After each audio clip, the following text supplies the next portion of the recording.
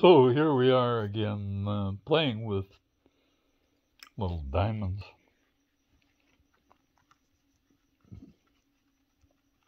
There's a pretty nice one here, and little clear ones.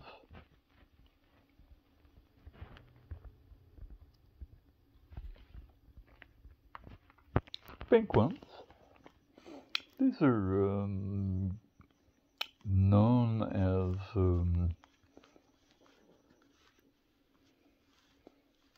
Asher Pink Diamonds, something like that. I think it's Asher Pink Diamonds.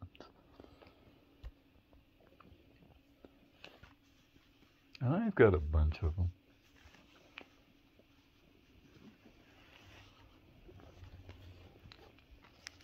And then this is a red one.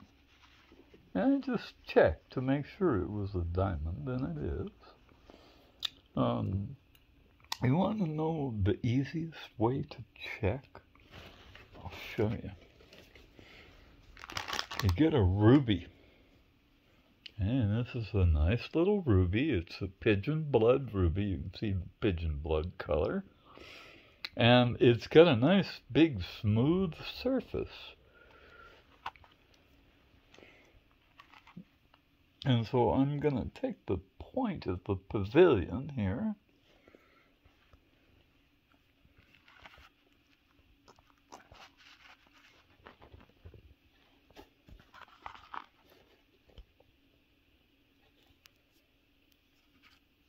Good, whoop. Come on.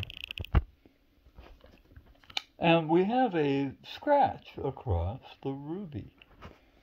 Because it's a diamond, and only diamonds can scratch a ruby. You know, those little stupid machines that De Beers pushes, nobody knows how they work, and they go, oh no, it tells me that quartz is a diamond. Because it is. If it's clear, that's what it is. If it's really, really clear. Now, see this? See how the bluish in this? This is stuff out of Australia they call opalite. It's got like a bluish glow to it. And it's 10 on the Mohs scale of hardness, like a diamond.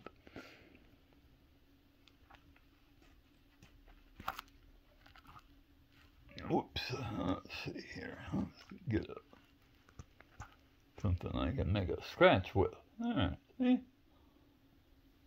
It's not a great scratch, but any scratch on a ruby is pretty hard to do, right? Because that is 9 on the Mohs scale of hardness. It is harder than any other crystal on Earth except diamond or silicon carbide.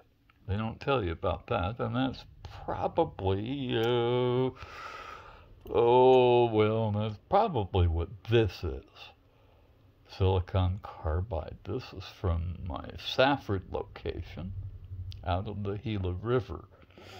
And it's black because it's a little meteorite and it came down this way, heavy side down, and the atmosphere wrapped up along the side and melted the metals inside of it. And it pulls them to the outside, right, where the heat is, along the passage of wherever the atmosphere was passing. So you'll find the heavy side is blackened, and then places where the air was passing by are blackened. And it brings out metals, and you'll see the glossy metals and black stuff. All right. So quartz, huh? It's called amethyst.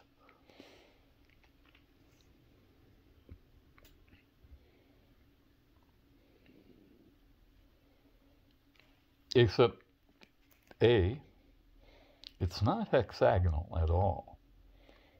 It's got planes of cleavage. That's what those lines are. And quartz doesn't have planes of cleavage, can't make straight lines, and can't make 90-degree angles like that.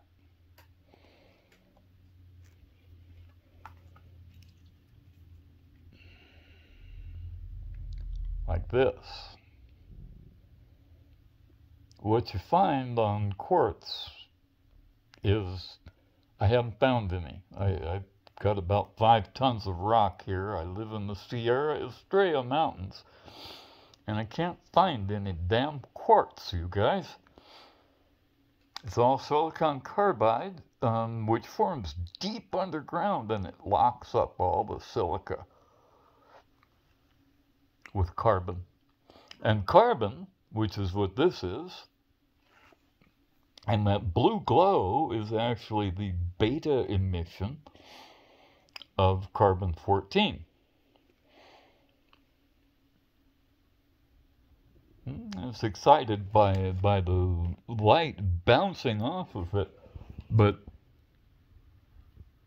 when I go like this, you can see that it changes.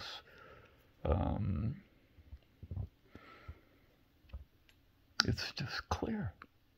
It's really just clear. Those bunchy parts that look like they're opaque go away because they're not really there. It's the emission of electrons at light speed by carbon-14, and it's stimulated by laser light, and that's what my LED is, right? LEDs are little lasing diodes, light-emitting diodes, all work on a single wavelength, except white ones. White ones, there's 3 wavelengths, red, blue, and green, which provides white light, exactly like the morning sun and the screen in front of you. Yay, how about that, huh? The screen in front of you uses that same technology to give us the colors in our computer screens. Red, blue, and green.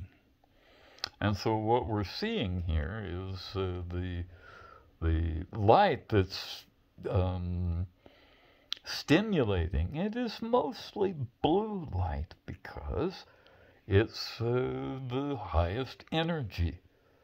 Okay?